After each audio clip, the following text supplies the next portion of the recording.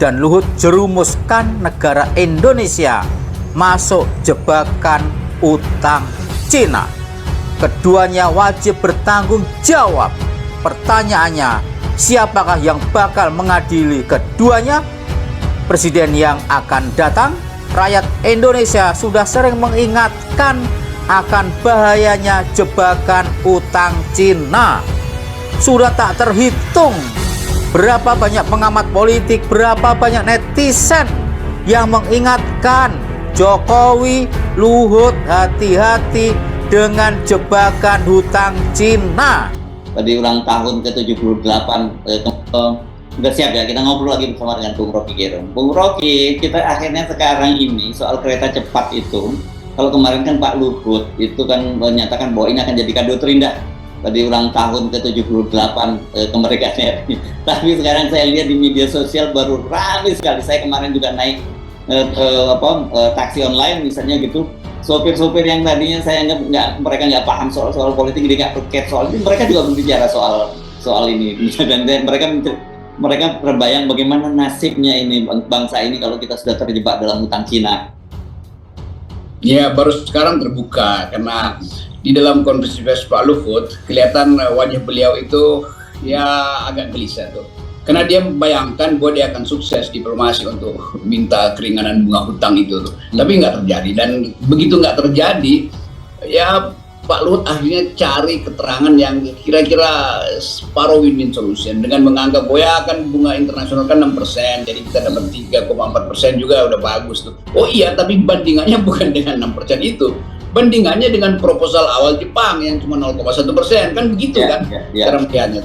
Jadi kelihatannya begitu data itu dibuat, maka diucapkan seluruh masyarakat sipil, ya seluruh mak-mak juga akhirnya mengerti itu bahwa kita memang udah dijebak oleh Cina itu.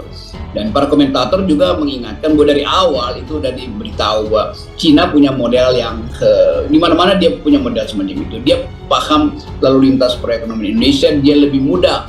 Jadi bayangkan, Cina lebih paham tentang potensi trap ekonomi Indonesia. Karena itu dia tahu sekarang bahwa ngapain Indonesia juga udah mau mati, kok udah mau membusuk, ya kita jebak aja secara lebih mendasar tuh. Jadi kira-kira begitu, kita berutang pada Cina dan kita tahu bahwa utang itu akhirnya dibebankan pada APBN dan Cina paksa itu supaya ditaruh di APBN. Itu satu poin yang akhirnya rakyat tahu. Yang kedua, dalam perbandingan dengan kebutuhan atau fungsi dari kereta cepat itu, akhirnya rakyat tahu ngapain bikin jalan kereta hanya 150 km yang dananya bisa dipakai untuk jalan tol sepanjang 1000 km di Sumatera kan. Jadi orang Sumatera bahkan menganggap bahwa ya ini memang ditipu dong, hak kita untuk dapat jalan yang memungkinkan industri atau pasar di Sumatera dibuka dengan membuka jalan 1000 km itu terhalang karena ambisi untuk memperlihatkan kita punya teknologi tinggi, itu kereta cepat Jakarta Bandung yang ada gunanya buat rakyat. Dan yang pasti dalam 10-12 tahun ke depan itu udah punah teknologi itu kan. Jadi kelihatannya itu yang ya kita gembira karena rakyatnya paham bahwa Presiden Jokowi oleh pembantu-pembantunya dikhususkan hanya untuk pencitraan, dan itu artinya batal ketika kita tahu Cina artinya memeras Indonesia. Dan Pak Luhut pulang dengan wajah muram itu. Padahal Pak Luhut lagi juga punya problem dalam kasusnya dengan kasar. Kalau pengetahuan rakyat tentang gagalnya negosiasi itu dibuka dari awal, maka rakyat akan anggap bahwa memang Indonesia itu nggak mampu untuk berdaulat, dan ketidakmampuan berdaulat itu akan dihitung kembali bahwa dari awal Indonesia dimaksudkan untuk jadi bagian dari strategi Cina untuk menguasai Asia. Sebetulnya begitu Pak. Katanya Luhut itu adalah orang yang pinter, orang yang cerdas, orang yang dipercaya oleh Pak Jokowi ya. Dan bahkan saya sudah apresiasi dari awal kepada Pak Luhut yang mengatakan bahwa ya dari 4% turun ke 2% dari dalam suku bunga yang ada di Cina begitu terkait dengan kereta cepat. Saya sudah beranggapan bahwa wah ini Pak Luhut luar biasa. Tapi tahu-taunya ada kabar ya setelah pulang dari Cina ya bahwa oleh Luhut dari Cina utang baru kereta cepat, bunga pinjaman 3,4%. Artinya apa? Artinya selama ini ya kegagalan kepada Luhut ya sudah di depan mata, bayangkan begitu kan? Atau jangan-jangan ini tertipu oleh Cina begitu kan ya? Ya karena pada dasarnya dibandingkan dengan Jepang begitu ya. Setidaknya kalau dia melihat dengan konsisten apa yang dilakukan oleh Jepang dengan Cina, lebih baik Jepang begitu kan. Bunga utang aja nggak bisa gitu loh. Terus hebatnya di mana gitu kan? Yang katanya high level dialog gitu kan? Ternyata gagal maning ya. Terus hebatnya itu di mana ya? Dan apakah ini berarti bahwa Indonesia menuju seperti Uganda atau Zimbabwe? Ini menjadi persoalan yang saya kira serius ya, karena ternyata sekelas Luhut Binsar saja gak bisa meyakinkan Cina, lah apalagi yang lain kan begitu.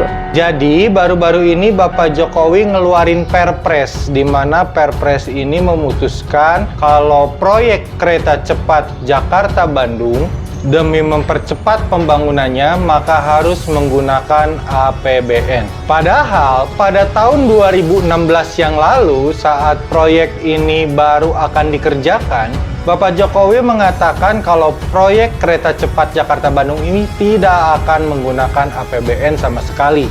Jadi biaya pembangunan dan juga biaya-biaya lainnya murni dibiayai oleh konsorsium BUMN Indonesia dan Cina, PT Kereta Cepat Indonesia Cina (KCIC) dan juga China Development Bank (CDB). Jadi KCIC berkontribusi sebanyak 25% dan 75%-nya ini dari CDB. Kau membiarkan tenaga kerja Cina membanjiri bandar udara di Indonesia. Mengapa sih kok begitu puja dan puji Cina? Kini kalian berdua harus bertanggung jawab, tak bisa mengelak lagi karena Indonesia sudah masuk debt trap dari Cina. Ya karena Cina inilah yang kemudian ya, kalau memang 2-3 September kalau nggak salah ada operasi ya, ada operasional terkait dengan kereta cepat, itu bisa saja terjadi. Tapi kalau mundur lagi bagaimana? Itu yang menjadi pertanyaan begitu kan? Ya, kita tidak tahu bahwa ternyata itu pun tidak bisa dilakukan. Beritanya aja gembar-gembor bahwa tempo hari ya sebelum berangkat kita mau melakukan high level dialog ya, dialog tingkat tinggi lah begitu kan. Hadiah pahit yang dibawa Luhut dari Cina, bunga utang 3,4%. Hadiah pahit yang dibawa Menteri Koordinator Bidang Maritim dan Investasi Luhut Binsar Panjaitan dari Cina, bunga utang 3,4%. Luhut Binsar Panjaitan mengaku gagal dalam negosiasi terkait besaran bunga pinjaman di proyek kereta cepat Jakarta-Bandung. Dalam lawatannya ke Cina, pemerintah Beijing bersikeras menetapkan bunga utang sebesar 3,4%. Sementara pemerintah Indonesia menginginkan bunga turun menjadi 2%. Ya maunya kita kan 2%, tapi kan gak semua kita capai. Karena kalau pinjam keluar juga bunganya itu sekarang bisa 6%. Beber Luhut di Jakarta dikutip pada Rabu. Jadi misalkan kita dapat 3,4% misalnya, sampai di situ ya. Menteri yang juga pengusaha batu bara itu berujar, pemerintah Indonesia akan kembali melakukan negosiasi penetapan bunga pinjaman dari Cina agar tidak memberatkan keuangan negara. Tapi kita masih mau negosiasi lagi, ucap Luhut. Meski menuai banjir kritik dan dinilai melanggar janji yang sudah diikrarkan berulang kali, pemerintah bergeming dan tetap mengucurkan duit APBN untuk menambal pembengkakan biaya investasi kereta cepat Jakarta-Bandung. Dalam beberapa kesempatan sejak peletak batu pertama proyek, baik Presiden Jokowi maupun para pembantunya berulang kali menegaskan bahwa kereta cepat Jakarta-Bandung adalah murni dilakukan BUMN.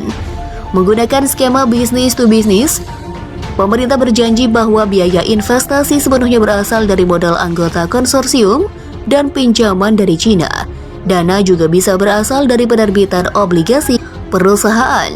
Jokowi juga menegaskan jangankan menggunakan uang rakyat, pemerintah bahkan sama sekali tidak memberikan jaminan apapun pada proyek tersebut apabila kemudian hari bermasalah.